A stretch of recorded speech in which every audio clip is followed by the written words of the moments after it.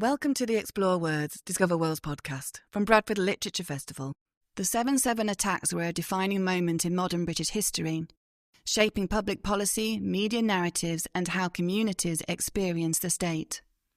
In this episode, Zahed Amanullah, Dr. Dilwar Hussain, and Sabia Pervez discuss how counterterrorism laws and surveillance reshaped civil liberties, the impact on British Muslim identity, and how the framing of 7/7 continues to shape the way Islam is spoken about in public life. Recorded live at the 2025 festival, our panel considered the role the media and state played as Islamophobia intensified and asked what kind of society we want to be now.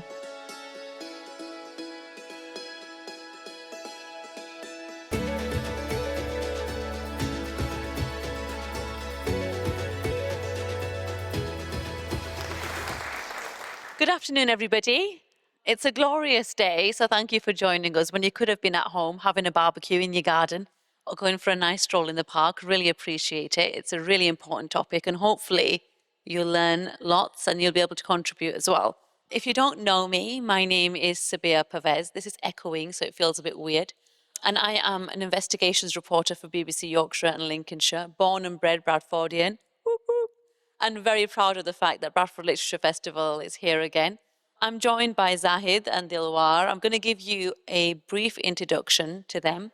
They'll say a little something about themselves and then we'll get cracking on. Zahed, who's on my right, I kind of forget what's my right and what's my left. I have to think then. When you're driving, you're like, left, right. Okay. So Zahed Amanullah is an experienced British-American writer, presenter and researcher on countering targeted hate and extremism worldwide, with 30 years of experience in interfaith and counter-extremism activism with Muslim communities. He's a senior fellow at the Institute for Strategic Dialogue, where he has pioneered research on counter-narratives to stem recruitment and propaganda by extremist groups in North America, Europe, Africa, and the Middle East.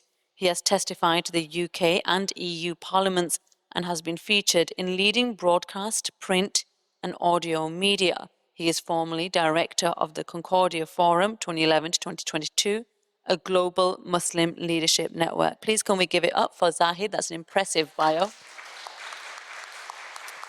Thank you.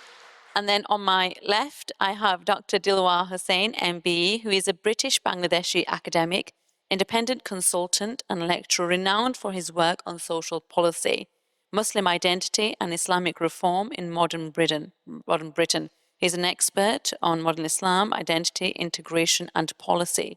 Dr. Hussain is the chair of New Horizons in British Islam, a published scholar and seasoned policy advisor, and a trustee of key interfaith and social cohesion bodies. Please give it up for Dr. Dilwar. Thank you very much. Okay, so we're talking about a really heavy topic today. We're talking about 7/7 and the impact of 7/7 and whether it was a turning point for British Muslim communities. And for that reason, I don't want this to be like us talking at you.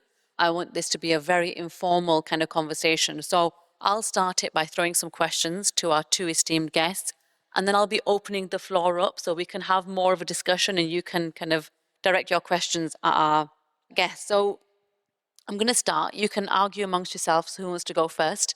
Let's just start with where you were when that day when 7/7 happened. What do you remember of it? Thanks so much, Sabia, and this is a real honor to be here. I was in London during 7/7. I was working as an engineer in the city, and I had heard about this firsthand when, first of all of our phones went dead, and we were watching on the BBC what was happening around us. I was a recent immigrant to the UK. As you can tell, I'm American, but I settled in the UK about 22 years ago. So I came from a perspective of experiencing what it was like to grow up Muslim in the United States, particularly after 9/11. My mother was in the State Department when the plane hit the Pentagon. So I was very, very much aware of what was going to happen after a huge terrorist attack in which Muslims were involved. I did a report for the BBC 5 years after 9/11 outlining sort of some of the stuff that I went through at the time. And so that was in the front of my mind. It was just, first of all, the logistics of what had happened, something that was It was the coordination aspect, which of course mirrored what we went through at 9/11, which was really jarring. It's I work now in the counter extremism field in part because of what happened. I changed careers from working as an engineer to working in counter extremism because I felt that these issues had to be taken seriously. Two main issues. One is that Muslims can be swept into ideological movements that result in extremism and terrorism, but people can also be drawn into ideological movements that lead to extremism and terrorism against Muslim communities. Those are two things that can both be true and both need to be tackled. So I felt as a Muslim, I needed to do more to try to help add clarity to what this happened. I started a news magazine with my brother shortly after, and we had our first podcast a week after 7/7, where I would talk about what had just happened in London, and he would talk from Washington, D.C. about what was happening in the U.S., and we'd compare and contrast the responses from government, the responses from civil society. So it was a very interesting time to really look at the big picture of what was happening in our societies as a result of conflict overseas, as a result of increasing immigration. And, we're going to go into 20 years of what's happened. Of course, I won't go into that, but it changed me enough that was the beginning of my change in career. Literally, 7/7 was the time when I said, I'm building buildings and that doesn't interest me anymore. I want to do something in this field. Thank you, and wonderful to be here. It's my first time at the festival. Thank you, Sabir, and thank you all for being here. So for me, it was just another day at work, really. I worked in research, but in many ways, for me, it was also a turning point in that regard. And I remember taking it in through that day, just following the news. And of course, we'd had 9/11 already, and everybody was aware of the impact that terrorism can have. We'd already started to have counterterrorism policies come into this country even before 7/7. But 7/7 brought it home. It wasn't over there anymore. When we saw 9/11 happening, and this is before social media became what it is today, we still watched it on television. And I remember watching like the second plane fly in. After the first one hit the towers, everybody switched their TVs on, and I remember watching the second plane hit the towers. But this was here. This was people we grew up with. This was people who grew up here, were born here in this country. And I think that was the really difficult thing for us to accept and understand and come to terms with. And in the evening, I remember my wife and I praying, and we prayed together, and then we just cried. We just hugged and cried. And because we had this mix of emotions. We were afraid. We had a bit of despair. We didn't know what would happen. We had a real sense of fear of what the backlash might be against Muslim communities, because none of us wanted that to happen. And it wasn't just an attack. I mean, the attackers framed it as us versus them, but for us, it was an attack on us. It was our society, it was our country. The people that died were our people, whether they were Muslim or not, including the people who killed themselves, sadly. So it was this tremendous mix of emotions that I think we've been reeling with and trying to deal with since then. I think you've touched on what I was going to come to next, is this kind of the feeling that you had when you found out that they were British-born Muslims, right? And it's interesting because I was reading some research and the archive news reports on this before coming here, and I think it was the head of MI5 or somebody said they referred to them as clean skins. And what he meant by that is that, they had no interaction with the police prior to this. There was no criminal records. These were men, 2 or 3 of them were in professional jobs, contributed to society, like you say, were, lived and grew up amongst us. So when you heard, and I think I'll go to you, Zahid, because Dilawara's touched on it, when you heard that they were British Muslims from this part of the country, they were in Leeds, 3 out of the 4 came from Leeds next door. What were the thoughts and feelings that came to your mind? When 7/7 happened, I had begun to get myself familiar with Bradford here, where my in-laws live, and I spend a lot of time here in Bradford. But very particularly the Muslim communities that are here, compared to my understanding of Muslim communities that I grew up with, and what were the similarities, what were the differences. And one of the big differences was I had just arrived here in Bradford just shortly after the riots in 2001. And everyone and people were, young people, I would just wander up the streets of Bradford and people, would chat to me. And once they hear I'm American, they were fascinated by America, but I was also fascinated by what they were going through. It was interesting to see the attitudes of people who felt marginalized. They felt like they didn't have many opportunities. Some of them that I would talk to, they would felt like they would never leave Bradford. It was a very different dynamic than I was used to hearing from middle-class Muslims in the United States. So when I heard, of course, when this happened and there were people who were homegrown, people who were born and raised here, I began to connect those two dots. I said, okay, I've sensed a lot of disquiet from the people I just got to meet over several years in Bradford. So I can kind of see a string from there to there. What's missing, of course, is in that radicalization process is a lot of people who are in that space who can, of course, sway them to the dark side, but who could also pull them back. And I was always wondering about where were those structures? What was missing in the social structures that allowed people who and they had legitimate grievances, again, but what was the missing piece between that and desiring to coordinate and commit an act of terrorism? And remember, there was another effort 2 weeks later on July 21st. So it was, and even that, I have to say, shook me even more. The fact that this happened, somebody saw the damage and the destruction and the killing, and 4 other people said, now it's our turn. Like, that absolutely horrified me. And I really, really wanted to see, a serious discussion about that within communities across Britain, and it wasn't happening. And again, I don't blame people for being afraid to speak up, but I knew that without having a dialogue, this was not going to get any better.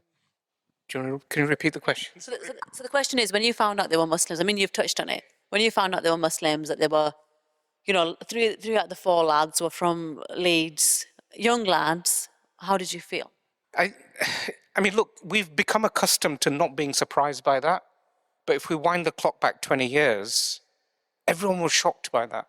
Everyone was shocked that, because when 9/11 happened, it was very clearly people from outside flying in on the inside. And we always then thought terrorism would be something that attacks us from the Middle East or from Afghanistan or somewhere like that. We could not believe, and we found it difficult to believe, that these were people who grew up amongst us and had all the opportunities. I think one was a teacher, and so on and so forth. Because we would put that type of atrocity down to extreme conditions, and they didn't grow up in those extreme conditions. Their houses weren't bombed, and they were retaliating because their house was bombed or something like that. That's not what happened. And so for a long time, the establishment found it difficult to understand that. And even the government looked to religious communities to say, well, explain it now, tell us what's going on. But we didn't know. Imams didn't know. Mosques didn't know. I mean, for goodness sake, mosques are more disconnected from this sort of stuff than, like, Sabia as a journalist probably knows more about this. We as analysts would know more about this than a mosque would. They were like baffled. They had no sense of what was happening. So when the media turned up at mosques up and down the country, cameras pointed, mics pointed, explained to us what the heck is going on, they didn't know what to say. And I think that added to the problem, in the sense that our society was saying, we want to know what's going on. And slowly the pressure ramped up and up and up. And the less answers we provided, the more angry that voice became. So I think a lot of that, in hindsight, we could have done more, but we were generally caught in the headlights ourselves, not knowing what was going on. If we just add to that real quickly, so it was either that you're ignorant because you don't know, or you're lying. The Takia thing, yeah. Those are the only 2 options that people were given, and neither of which led to an increased understanding of what had happened. And I think a lot of it as well is, you talk about people not wanting to speak up. I think a lot of it was the mistrust as well of how they were going to be kind of painted, and how a lot of people had a lot of negative kind of experiences with the media. So I felt like it was better to just pull the shutters down. Moving on from that, did you notice a change in the way Muslims were seen or treated in the aftermath? What was the impact? I mean, you've touched on 9/11, right? we had that, and we kind of saw how the Muslim identity began to kind of formulate in the public space. How did 7/7 really kind of thrust that into the public eye? Yeah, it's a really good question, Sabir. I mean, look, I'm old enough to remember a time before 9/11 where we were talking. My sort of coming of age years were around the Satanic Verses and around that sort of time. And in that whole saga episode, Bradford was quite pivotal in that, you know, as a city where protests happened and we saw book burnings and so on. I grew up in a family that wasn't very religious, but seeing things like that for the first time on television, on a national stage, made me question my own religiosity and my identity and my place in society. That put me on a journey that led me to discover my religion. And I know from talking to slightly younger people, 10 years old, 10 years younger than me, that happened after 9/11 and that happened after 7/7. So there were very complicated things that happened. So I think amongst Muslims, this became a schoolyard conversation. You know, if you were a 5, 6, 7, 8-year-old child, if you were a 10, 20, 15, 20-year-old at university or in college, you would be questioning, well, what are you all lot doing? Why do you all want to kill us? And what's going on here? And people who were not very religious, or just minding their own business, had this question again and again and again at school, at college, at university, at work. And this made us think, well, actually, we're going to have to take a position on some of this stuff. And actually, I think what that meant was this sort of increasing sense of being Muslim came to the fore. Not all of it was healthy, I have to say. We can maybe unpack that a bit more later. But that was definitely one thing happened. And one more thing before I hand to Zahid. I think the state became impatient. Before 7/7, there was a sense that we could work with the Muslim community and we could manage a conversation, and there's a couple of buttons that we can press, and we press that button, that button, that button, and something will happen over there. And after 7/7, there was an impatience that set in that I press these buttons and nothing's happening. And so the channel of communication is actually flawed. And I think then we saw the consequences of that unravel over the next 4 or 5 years. Yeah, just to build on that, I remember in 2009 I was reading an article in the Times or somewhere about the at that time 20th anniversary of the Satanic Verses, and there was that famous picture of people burning the Satanic Verses in Bradford City Hall. I then quickly noticed that my father-in-law was in the background of that picture, and he was a man that I got to know who was absolutely kind and loving to his neighbors and would go watch cricket with his non-Muslim friends, and you know, someone who was very socially adjusted. And I would ask him, I said, I didn't know this about tell me about what it was like at that time. And he would say that, you know, we all got caught up in our emotions, feeling picked on. This is after the Rivers of Blood speech and all of that. And it wasn't even so much about Satanic Verses. It was about this sense that Muslims were being disrespected and what have you. And they, in their way, it was my parents' generation. They weren't media savvy. They didn't understand what the consequences would be. But a lot of the consequences that happened after that was almost too much for that generation. They realized that they had kind of initiated a firestorm, and they felt even more attacked and even more judged. And a lot of them just sort of, you know, and my father-in-law was one of those people. And he said, you know, maybe this next generation will know how to navigate that space a little bit better.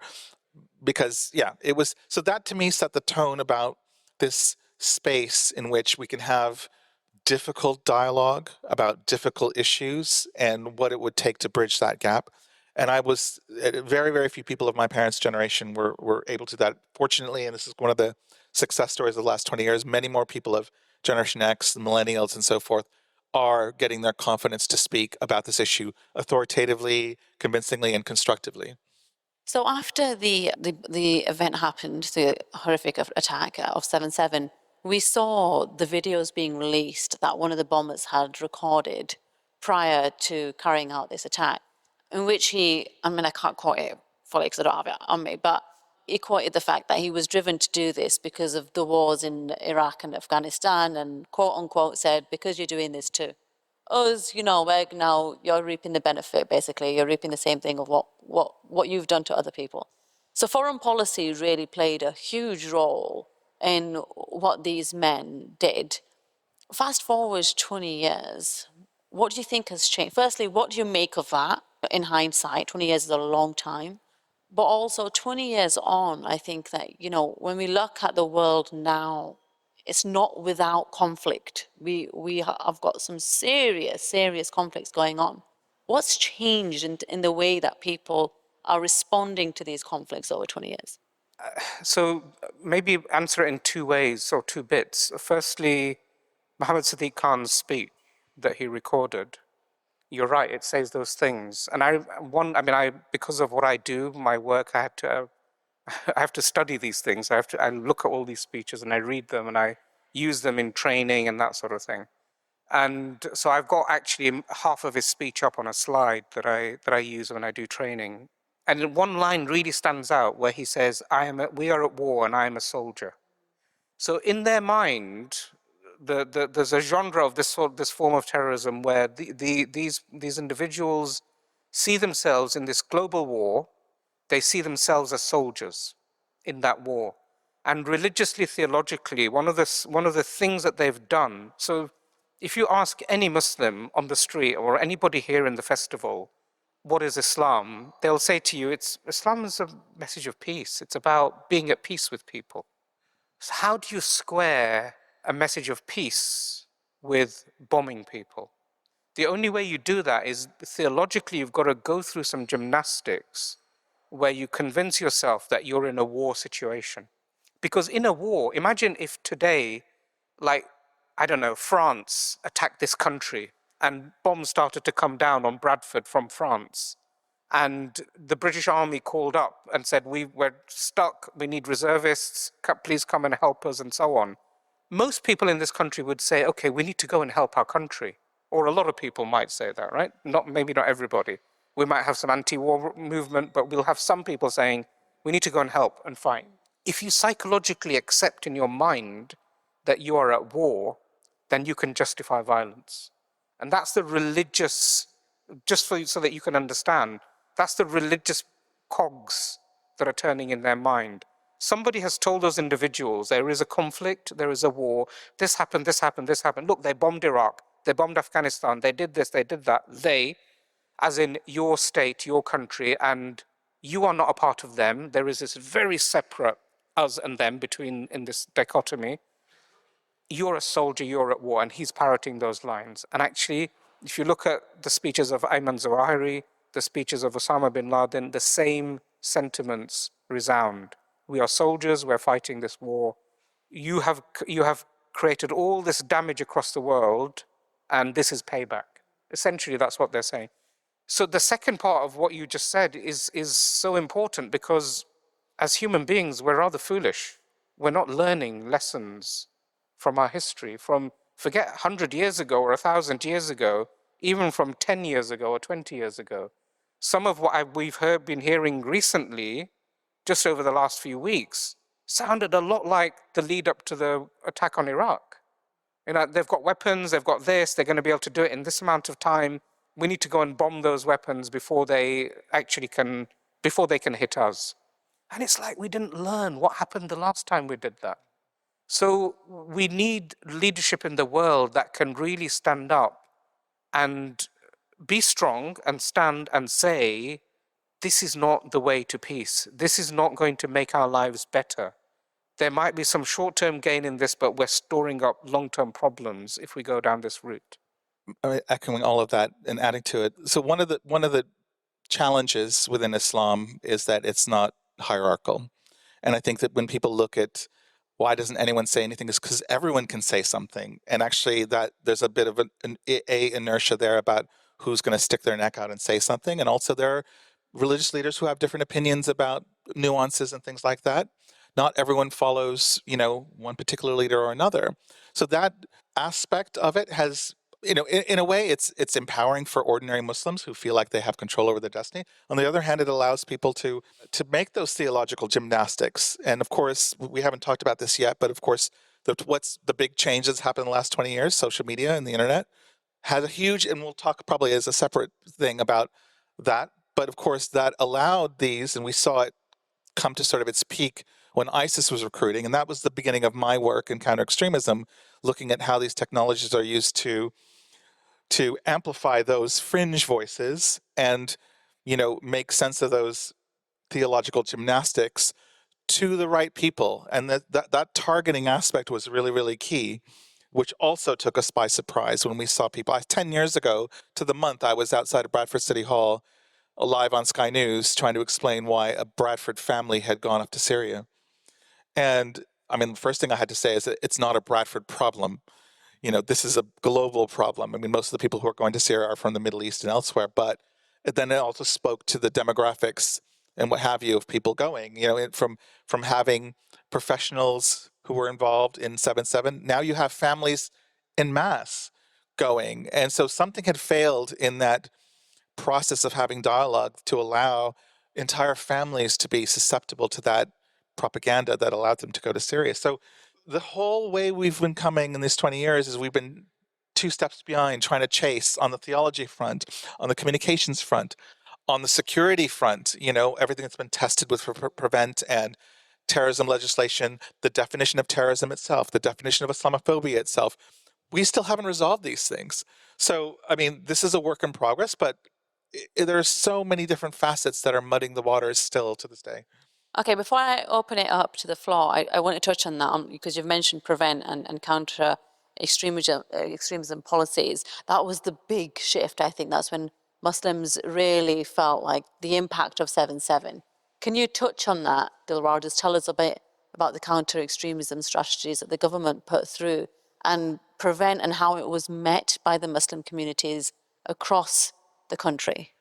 Well, I think maybe Zahid will have a more of an analytical perspective on this, but I think for me, I saw it in 2 contradictory ways, and my mind is torn on this. So on the one hand, there was a sense that the Muslim community is being targeted, stigmatized, judged, because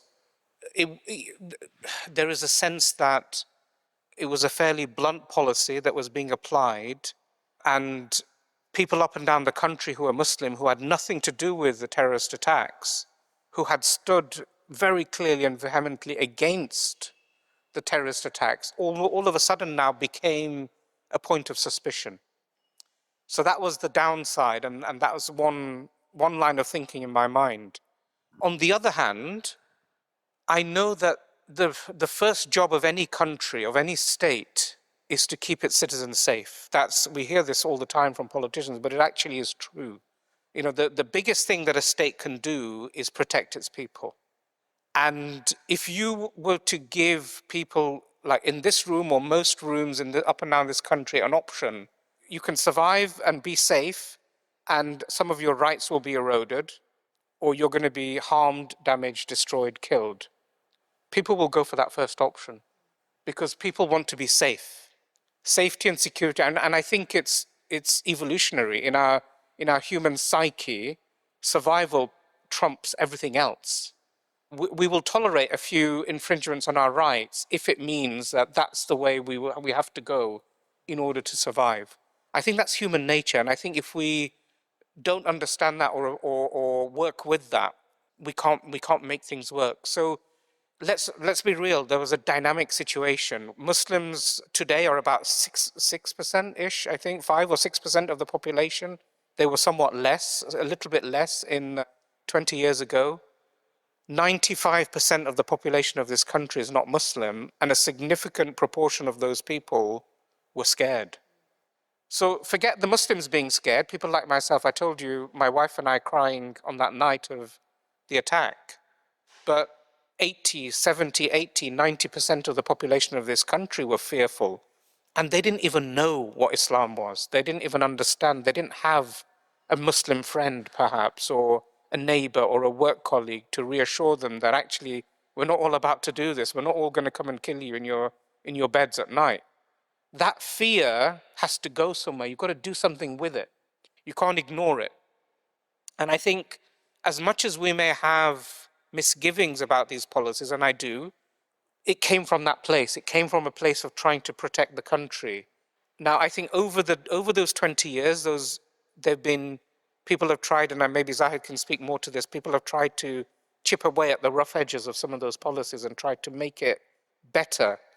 But while a threat exists, I think it's almost inconceivable that a policy won't happen or occur or exist that is trying to counter that threat. Yeah, just supporting that point completely. I don't work directly with Prevent. I am actually, my kind of role is to sort of build a civil society capacity to deal with this issue, to take a little bit of that from government so that it could be more holistic, the response. But I do know a lot of people who work in Prevent who are very well-meaning, they're not the ones to blame for some of the issues that Prevent has been under, that those come from a higher level. But I'll echo this about the need for government to do something. I mean, it wasn't, again, just one terrorist attack. It was many attempted ones, and we can go further on to Manchester, we can go further on to Lee Rigby.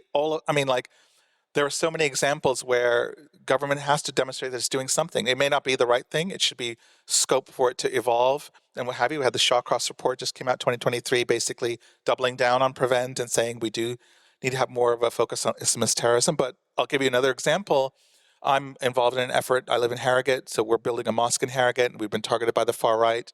A neo-Nazi group put my name down on an article basically opposing it, and the Prevent team came to me and said, we're aware of this group and we're monitoring this group and we're whatever, and of course, right-wing terrorism ever since Joe Cox's murder and what have you has been a significant part of Prevent referrals. So we have to be objective about this. We have Muslims, of course, are afraid of the threat from the far right. Southport, again, was a big example of that.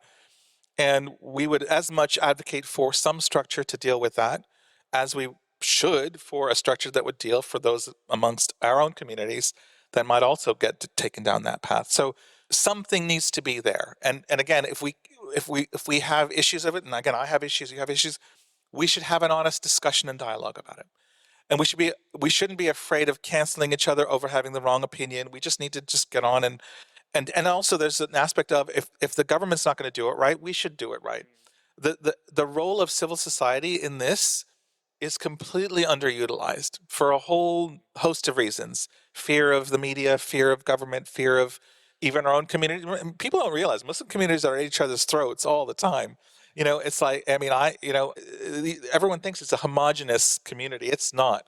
So we have to also get over our own differences and have responsible discussions within our own communities before we're going to move forward. But there is always something that keeps getting in the way of having those communities. And I'm sorry, a big part of it is the inflammation of anti-Muslim sentiment in the media. That seems to be the thing. We're seeing it now with the mayor's race in New York. It's not a one-off.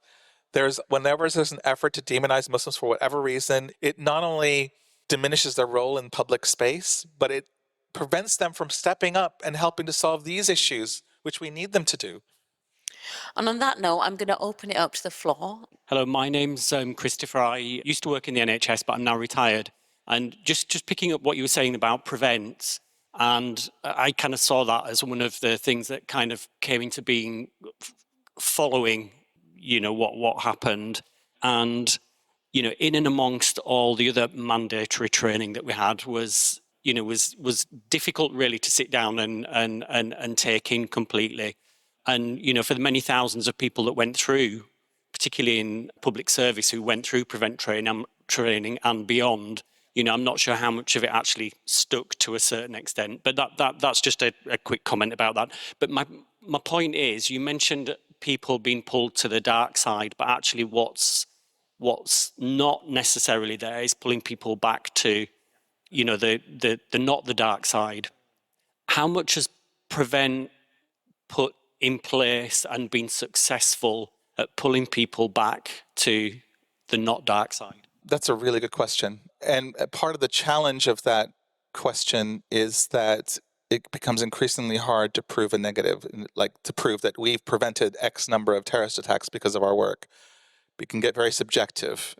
There are success stories anecdotally that I've heard about people, who had interestingly enough, other needs in their life, who were flirting with terrorism or what have you, that those needs were fulfilled, which speaks to a broader struggle about mental health, and so forth, that has not really been part of the discussion as much as it should be.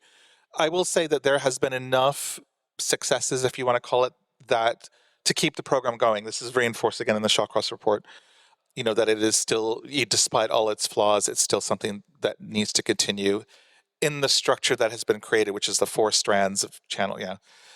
I mean, I think, frankly, it is quite a bureaucratic structure, with the channels that have been made and the different focuses and what have you. But as long as something like that is structured fairly and equitably according to the most objective categorization of what threats are, and of course, again, like I mentioned, far-right terrorism is a part of that. We should work on that. We should work on optimizing it. I mean, the part about getting frontline practitioners to be, part of the solution by identifying signs of radicalization is a very difficult one. We've seen people who basically said, "That's not my job. I have to," it is very difficult to get everyone on the same page of what to look out for. It's subjective. We've had people misreported for talking about a terrorist house or a terrorist house, things, kids as young as 6. Those are the kind of things that are clearly either abuses or just neglect within the system that need to be rectified. But yeah, I mean, that's... Thanks, Zahid. Just to add to that, I mean, so I know an imam who does work in sort of prevent interventions. And so to those of you who may not follow this stuff, and why would you, and may not understand it, basically, if somebody's identified to have had like extremist ideas or tendencies, they will get referred, that referral will get assessed by people within a local authority setting, almost like a safeguarding referral sort of thing. And then they're assigned a mentor. And that mentor then works with that person to help them understand their religion a bit better and help them effectively, the idea is to try and talk them down from having those sorts of views that we mentioned earlier about being at war or being in conflict or using violence. It's an entirely non-statutory, it's a non-sort of enforceable process. So the person has to volunteer into the process. They can't be forced into it. If they don't want to be a part of it, they don't have to be. So that's the way I understand it works. And I think, as Zahid mentioned, I mean, we don't have the data because I don't know how public the data is, but Prevent now does deal with far-right cases. So the same thing where a person who wants to often hurt either LGBT people, Muslims, Jewish people, often they will be the 3 broad areas that far-right activists want to harm. It could be an extreme left-wing person, it could be an extreme Muslim person of Muslim heritage. So it now works across the board. And again, in this mixed feeling sense, I mean, if my children, for example, were moving in a direction that my wife and I were unaware of, and the school picked something up, for example, I'd want there to be some safety net there. I'd want there to be something. Now, again, I think the offer can be improved. I think the methods can be improved. But just like safeguarding, I think we need something that protects people. And the final thing I would say is that I would ideally like to see a Muslim-led way of us doing that within our own community, because some of this is about inoculating people. People now online are going to come across some really wacky and bizarre ideas. We just can't control it. It happens in misogyny, it happens in homophobia, anti-Semitism, and also Islamist type extreme ideas. People are coming across that stuff with almost no filter. I work in schools sometimes and I see children as young as 8 or 9 going, trolling through all sorts of things on their social media feed. What is it? How do we inoculate people? How do we give people the tools to be able to make sense of that stuff, when I think as a society we're really struggling with that? So we need to do some work in that area. This is a very interesting aspect of this, because I actually, my work is trying to focus on narrative building, that kind of soft power approach, because it's accessible by communities across this country. It's, it helps give perspective. I think what Danny Boyle did was brilliant. One of the cultural highlights of the 2010s, frankly, that it was a beautiful representation, if messy and what have you, but honest and inspiring, of what 21st century Britain looks like. And I think there's so many people saw a piece of them in that. I think it's that kind of storytelling. I mean, that's just one example, but that's the kind of storytelling I think that is making a difference. 20 years later, we're talking about, for example, if we're talking about Muslim communities, well, in the last 5 years, you've seen more Muslim engagement in the arts. I mean, the Bradford Literature Festival is one example of that, but also in mainstream TV and movies and what have you, of really edgy stories. We Are Lady Parts and Rami and Mo and all of these great, serials and movies and what have you that are coming out that telling interesting facets of Muslim communities across the world that never happened before, because a lot of people from our backgrounds were not going into those fields. More Muslim journalists than we've seen in 20 years who are not there to skew the news. They're there to put a presence in the newsroom that allows for a perspective to be made available that wasn't there before. Every Muslim journalist, including my daughter, who's going to go to Columbia to study journalism, is looking at it from that same point of view, having professionals with perspective in the newsroom to help tell more responsible stories about our communities. It's a moderating influence on both sides. So these are all super, super important, and we need to find more ways to stimulate that soft power in order to moderate the discourse we have around these issues. Just very briefly, I would add to that I think, following that theme of storytelling, I think as a nation, I mean, during the 7/7 attacks happened the day after the announcement of the Olympic bid being successful. So that contrast of that day and the next day was like, wow. And then 2012, when the Olympics happened, I walked through London and it felt spiritual for me. It felt amazing to be in London at that time. If I'm honest, that's the last time I felt that walking around, parts of this country. So we need moments like that. As a nation, we desperately need moments like that. And so the two things. One is, we as a nation need a story of how we all come together and what is it that we are going to. What is the place that our leaders are taking to?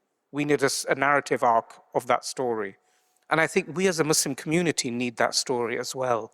What is the place of the Muslim community in that bigger story? We have played a huge role. There's an exhibition around in one of the white tents, 80 profiles of soldiers who served and are serving in the armed forces in this country. People who gave their lives, and that's a thing that most people don't know about. Like the historic contribution in World War I and World War II of people from the Commonwealth countries. We built this country, we helped to shape this country, our industry and our work and our energy and our effort. We were in the mills of this town, helping the economy of this country.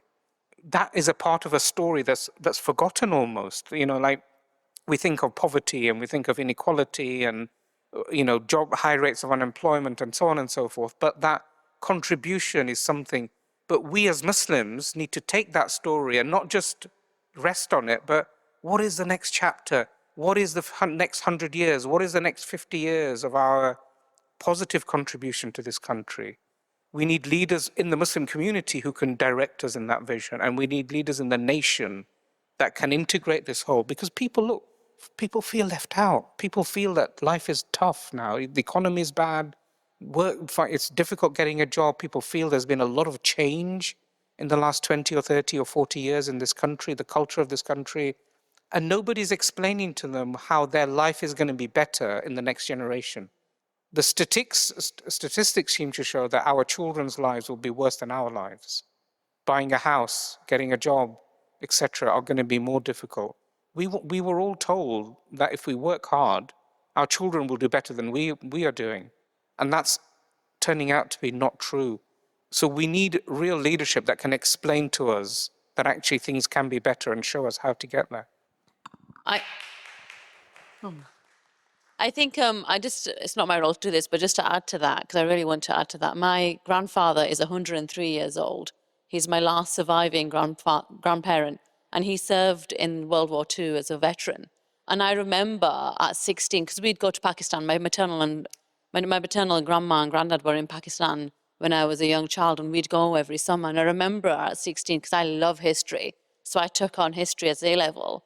And we did World War I and World War II. And I remember just sat in the village saying, oh, this is what I'm, you never talk about school to your parents, to your grandparents, never do that. And I just said, oh, we're learning about this. And my dad turned to me and said, both your grandparents, both your granddads, one was in the Navy and one was an actual soldier. And I was just like gobsmacked. And one was a spy. One of my great uncles, who's still alive, was a spy for the British Indian Army in Russia. So, it was just baffling for me to come to terms with this very in my face mix of my identity now. So when you talk about the future, I think for me, that changed it for me and just thought, okay, this is my home, and I have to contribute to it. I have to take part of it. And also, I think growing up in Bradford, this is one point that I want to make, is that I grew up in an area just up the road that was very diverse, right? We had white working classes right next to us. We had Pakistanis, we had Bangladeshis, Malaysians. And the great thing as kids was that we were all playing together, right? And when conversations would come up or racism came up, we could target that. I think the real challenge we've got now is that we don't have those spaces. Everyone's chronically online in their echo chambers. And I think that's going to be the challenge for the future. How do we get people out of these echo chambers and into spaces like this on a sunny day? Any other questions? Halima, and then there's one person here and there's somebody at the back. I don't need to introduce myself now. So I have a question. I've worked in community development and I'm currently working for hate crime in my local authority. We get a lot of cases of hate crime and a lot of it comes from radicalisation. When I talk to the community and I talk to a lot of young people, it's not coming from within their own communities. We ask them, why did they take part, or why did that hate crime happen? Why is there radicalisation there? And it's a lot of them come back and talk about, but actually it's what I see from my politicians. It's what I see from my leadership. So you've talked a lot about a community approach.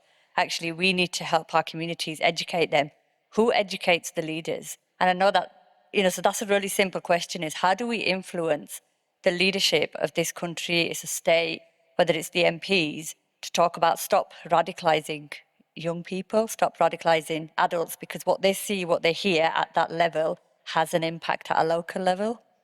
Super important point. I mean, this has been again, in the 20 years we've seen since 7/7, one of the things that has particularly been exploited in the last 10 of those 20 years is a fear of Muslims by politicians who seek to inflame sentiment for political gain. It started, the Ground Zero Mosque in New York in 2010, but then the Brexit vote, every election since. If you guys are following what's happening in New York City, biggest wave of Islamophobia just because a Muslim immigrant has won the primary for the Democratic nomination. It's never ending. And you're right. Essentially, a lot of public figures, not just politicians, but influential public figures now in the influencer age, keep leaning in to this demonization of Muslims for clicks or for votes or what have you. And it just keeps this cycle going. And, how do we, this is a new, brave new world for everyone.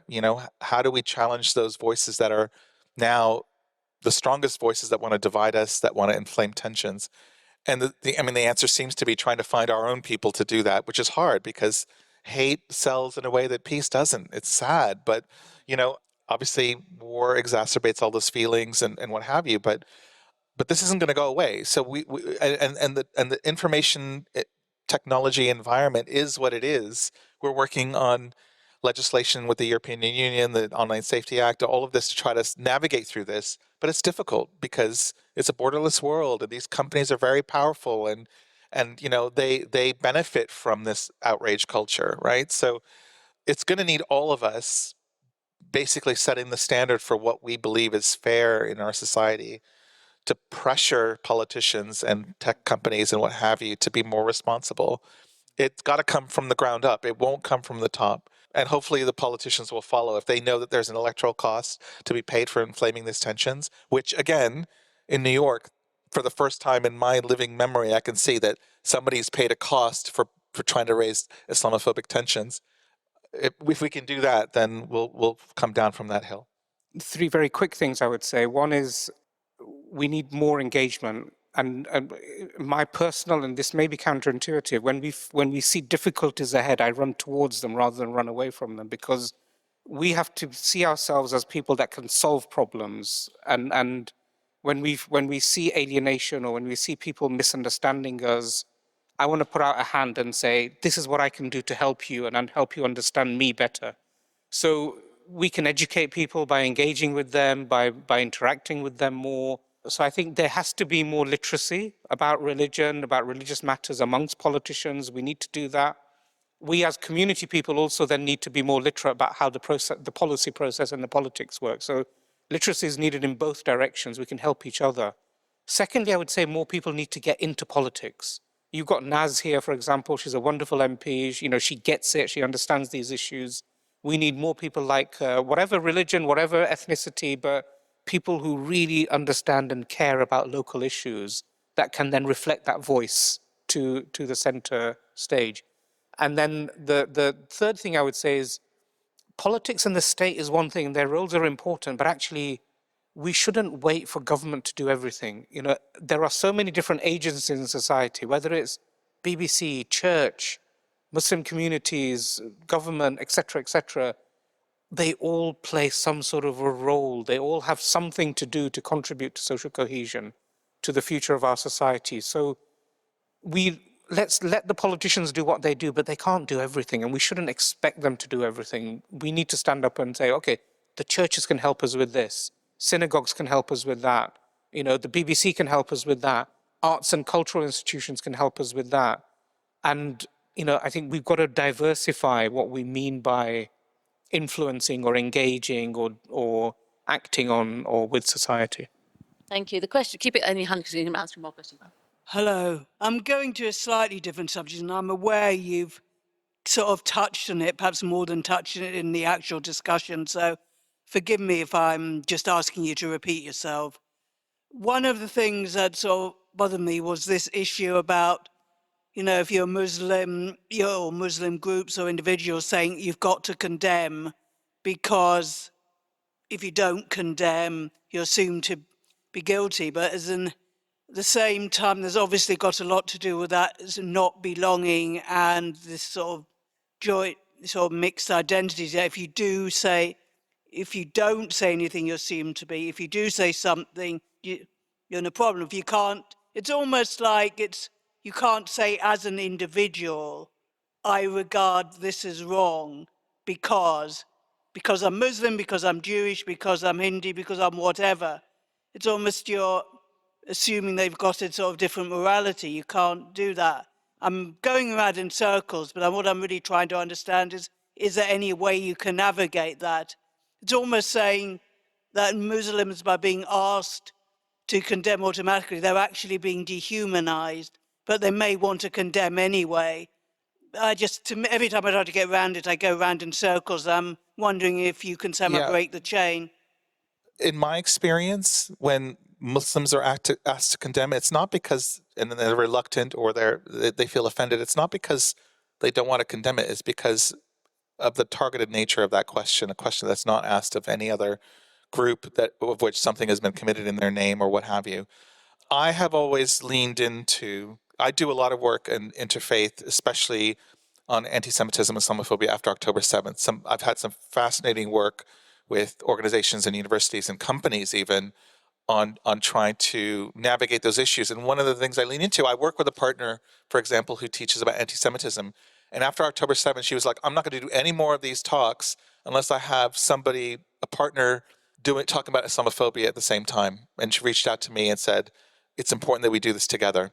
And one of the things that we lean into are the religious principles within both our faiths, including, of course, the Christian faith, about the sanctity of life, about justice, about, those things, the commonalities, so that we can talk about it in a way that no particular community feels targeted by unfair questions, that we are agreeing on common principles rooted in faith and applied equally toward everyone. That, to me, has been one of the strategies that has helped navigate. In my town where I live in Harrogate, after October 7th, the rabbi and church leaders and our imam got together with the MP and said, we all have different opinions about what's happening, but we're not going to let that inflame tensions in our town. And they took a picture and it was in the paper and all of that. And thankfully, we have not had any tensions in our town since. And I know that that's not true for a lot of other places. And I'm sorry that more cities didn't take this example and do something where religious leaders could say there are things that we do agree on and make that and take that leadership forward. This is, again, going to your point, something that's outside of government's purview or outside, this is where religious leaders can really do something positive. But for this particular conflict, unfortunately, too many Jewish and Muslim leaders are being tribal, and they want to advocate for more for the cause that they believe in, rather than the common principles that would help dial the temperature down overall. Not meaning abandoning your opinions, but let's keep the temperature to a reasonable level. Just give us your name as well, please. My name's Bashir. In terms of the prevent strand of contest strategy, it's always felt like it's had a bad reputation, but in an unjustifiable way, because there's been a perception that it's been targeted, but it's never been fully explained, so that its wider application, far right, far left, eco-terrorism, as well as Islamist and other forms, it's never been explained. And I think part of the issue around that has been how there's been the community engagement, which is the point I'm probably really trying to get to, is how well are government and other agencies able to reach all parts of the community, and particularly those with a bigger influence, and particularly women, because I think too often you see men of a certain age or in mosques being right at the forefront, whereas other voices are perhaps not getting the level of influence that they need to have. So it's how do we reach the wider voices? One minor observation: when 7/7 happened, my first name and my surname is the same as one of the bombers, and a few times I had a bit of fun at the airport with security services, and that was the first time I actually experienced being a bit different. Previously, no one was bothered with me, and so that's always stayed for me. But I've had some involvement in prevent and that sort of stuff since anyway. So, but yeah. Again, really important point. The government just simply can't reach everyone they want. They're just not equipped to do that. Very few people, regardless of background, pay attention to politicians anyway. A huge percentage of this country is apolitical, just tuned out of that. So, I mean, reaching people is a challenge. This is why we are trying to build up the role of civil society to do this in a responsible way. One of the things that we did as an organization is we got funding from some of the big tech companies to sort of spur a competition in London, actually across the UK and then later in London, to try to get civil society organizations to come up with very creative ways to help combat hate and extremism of any kind.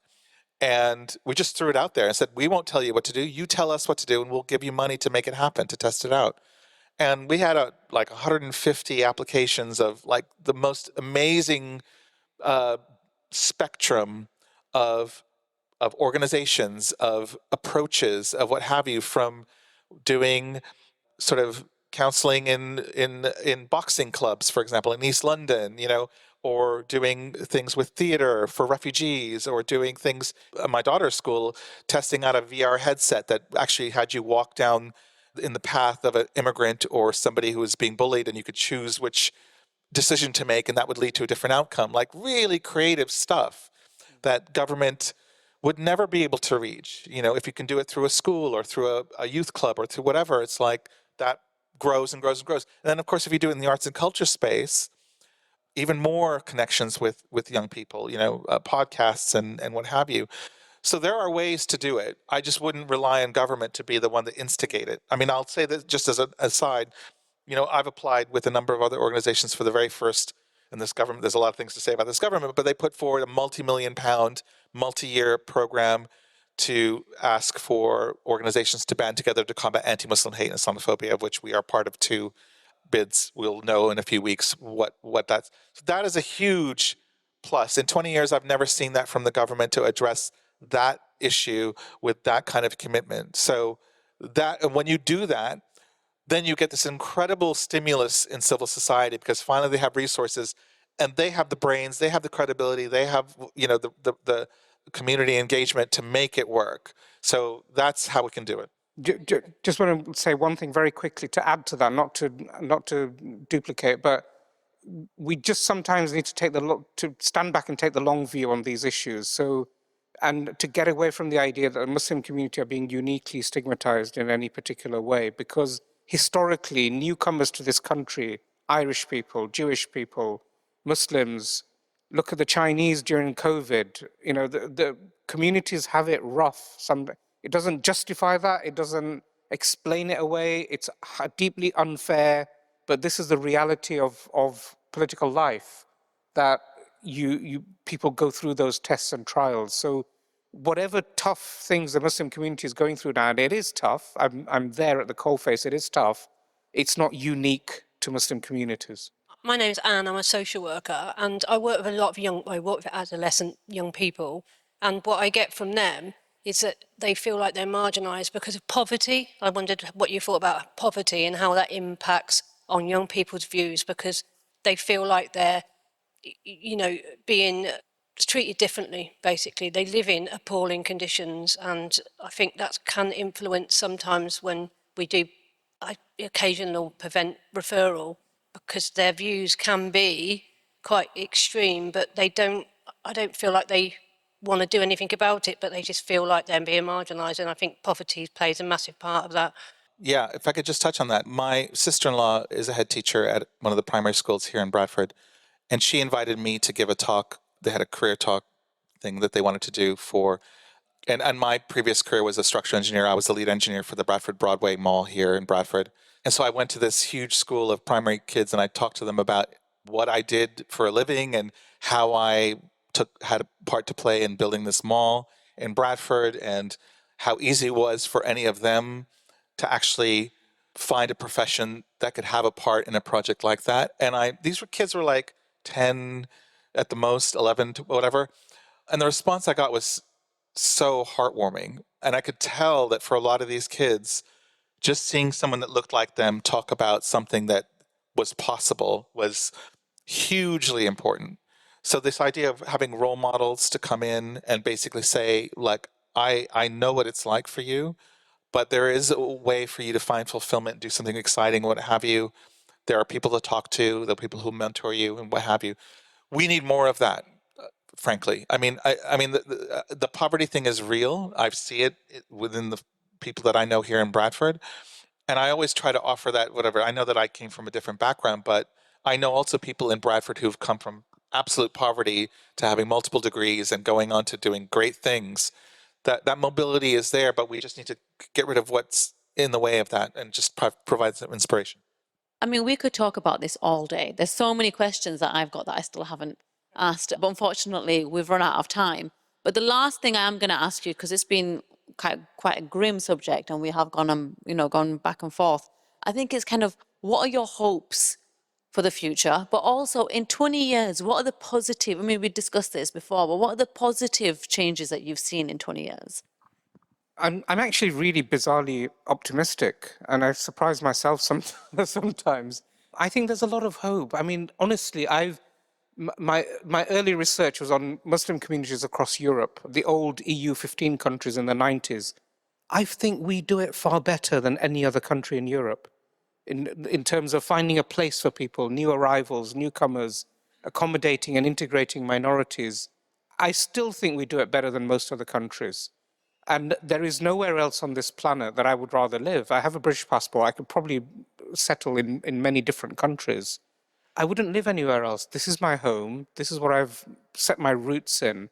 My hope is that we as a community will see ourselves in that way, that we are forward-looking. We're not just looking in the rearview mirror, but we're looking ahead in the screen in front of us.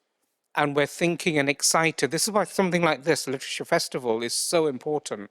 Because, literature, art, culture, stories, narratives, they're so powerful in shaping us and our ambitions. So I'm really optimistic, and I hope that we can just keep making that contribution, stay patient, stay focused, and just keep moving ahead. Just quickly echo that. I think the one big difference in 20 years is that the spaces that I've been in and that I've witnessed, especially with regards to this issue, the big difference from 20 years to now is there is somebody of a Muslim background in the room, providing perspective, providing commitment to the issue, providing professionalism to the issue. We have new generations of young Muslims who are not now constrained by the fears of their parents economically, and they're allowed to express themselves and look for different professions to make a difference. Huge sea change. And I think there's a lot going on behind the scenes that a lot of people may not be aware of, but a lot of amazing people doing amazing work. And I know you'll see it if you go to the NHS and you go whatever, you'll see people from Muslim backgrounds contributing. But I mean, in very strategic ways now, Muslims are part of the process of healing on this. And I just trust me on this. I mean, I this is big part of what I'm trying to do, is to make sure that that things are harmonized on those levels, where places where a lot of harm comes, and the media is a particular part of that. But I'm hopeful that that's not going to last forever, that people will basically put their money where their mouth is and actually not support inflammatory media outlets, and Muslims in the room will help moderate from within, just so that we all have a civilized discussion about these issues without targeting each other. And that's it. We finish on that. Please, can you give a round of applause for Zahid and Gilwar? Thank you.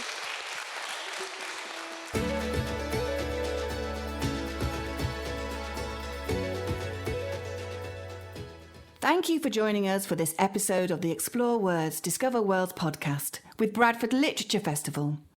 If you enjoyed this episode and you'd like to help support the podcast, please subscribe, share this episode with others, and leave a rating. Mark your calendars for the return of Bradford Literature Festival, Friday the 3rd to Sunday the 12th of July 2026.